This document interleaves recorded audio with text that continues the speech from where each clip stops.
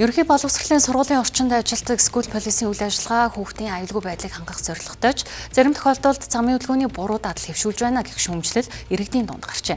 Тухайлбал бол улаан гэрэлтийн үед хүүхдүүдийг зам гаргах, нэг хүүхдийн төлөө хөдөлгөөнийг бүрэн зогсоох зэрэг нь хүүхдэд буруу ойлголт төрүүлж байгааг шүүмжилж байна.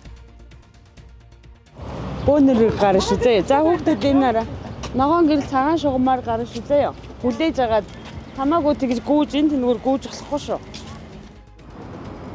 Иргэдийн зүгээс хүүхдийг багаас нь замын хөдөлгөөнд зөв оролцох дадалтай болгох нь хамгийн чухал гэдгийг онцолж байгаа юм а. Зам гарахдаа хоёр талаас сайтар харж яаралгүй алхах, гүйж гарахгүй байх зэрэг энгийн боловч амнаас аюулгүй байдалтай холбоотой дадлыг скул полис хийж буй иргэд тогтмол сануулж ойлгуулдаг байх шаардлагатай гэж үзэж байна. Учир нь хүүхэд зөвхөн сургуулийн орчинд бус өдөр тутам бусад орчинд ч биедан замын хөдөлгөөнд оролцдог учраас зөв дадал багаас нь суулгах нь зайлшгүй шаардлагатай. Тэгвэл бид муу жишээ онцолж эцэг эхчүүдийг буруутгахаас илүүтэйгээр энэ ажлыг хариуцлагатай нэр төртөө гүйцэтгэж жишээ хүргэхээр 14-р сургуулийн орчинд ажиллаж байсан эцэг эхчүүдийн төлөөллөөс байр суурийг сонслоо. Бид хэд хэдэн сургуулийн орчинд 2 цаг гаруй ажиглалт хийхэд тус сургуулийн эцэг эхчүүд хүүхдүүдэд аюулгүй гарах зааварчилгаа өгч хөдөлгөөнд соёлтой оролцохыг сануулan хариуцлагатай ажиллаж байсан юм а.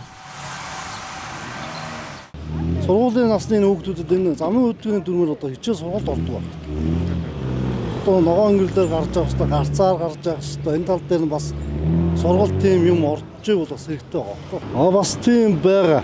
Одоо ингээд олон болохгүй гарахаар ч одоо энэ уулзуур дээр бас төгжрөл үүсэх юм бас нэг нөхцөл бас үүсчихэд байгаа байхгүй.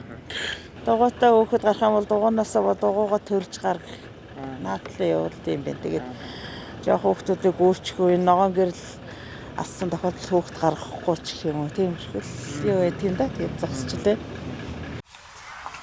Мөн зарим сургууль орчимд нэг хүүхэд гаргахын тулд бүх хөдөлгөөнийг удаан хугацаагаар хааж байгаа замын төвчрлийг нэмэгдүүлж байгааг иргэд хэлж байна. Ийм хүүхдүүдийг бөөгнүүлэн аюулгүйгээр гаргах зохицуулт хийх нь илүү үр дүнтэй гэдгийг онцоллоо. Харин хариуцлагагүй хэмээн шүүмжлэлт дагуулдаг зарим эцэг эхчүүдийн хувьд скул полист өөрсдөө гардаггүй байна. Тэрч бүхэл өөрийнхөө оронд мөнгө төлж хүн зогсоодог тохиолдол ч түгээмэл байгааг хэлж байна. Энэ нь цаашлаад мөнгөөр орлон гүйцэтгэдэг хэлбэрийн жижиг бизнес болон өргөжжээ. Бид скул полис хийж өгнө гэх зарын дагуу хоёр иргэнтэй холбогдоход улсын сургуулийн эцэг эхийн өмнөөс гарч зогсоход үн 60,000 төгрөг, харин хувийн сургуулийн хувьд 120,000 төгрөг байдаг талаар хэлсэн юм а.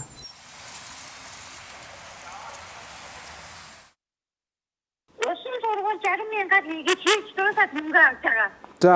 Сургууль цалин өөр ашгаад өөр үнэтэй. 60,000 хувийн сургууль бол хэдэр идэв?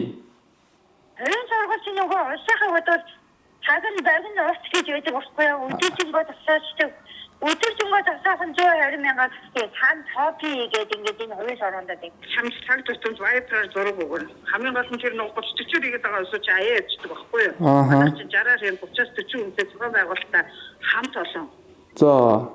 Вайпраар чамд зогсож байгаа зураг ингээд цаг тутамд явуулна. Дуусаад гарын арабчтын зураг явуулна. Бичлэг мэтлэг явуулна шүү дээ. Уг нь скул полисийн журамд эцэг эхчүүдийг тус үүргийг гүйцэтгэх үед цалинтай чөлөө олгох талаар тусгасан. Гэвч бодит байдлаар зарим эцэг эхчүүд энэхүү мөнгө төлж бусдаар орлуулан хийлгэж байгаа нь хариуцлагагүй үйлдэл гэдгийг багш нар хэллээ. Ямар ч тач хүүхдүүд зөвхөн сургуулийн орчин бус өдөр тутмын бусад орчинд ч замын хөдөлгөөнд биедан оролцдог учраас багаас нь зөв дадал хэвшүүлэх нь хамгаас чухлаа. Учир нь хүүхэд бүрийг байн хүн зам гаргаж өгөх боломжгүй тул өөрийн аюулгүй байдлыг хангаж сурах нь зам тээврийн ослоос урьдчилан сэргийлэх гол арга юм а.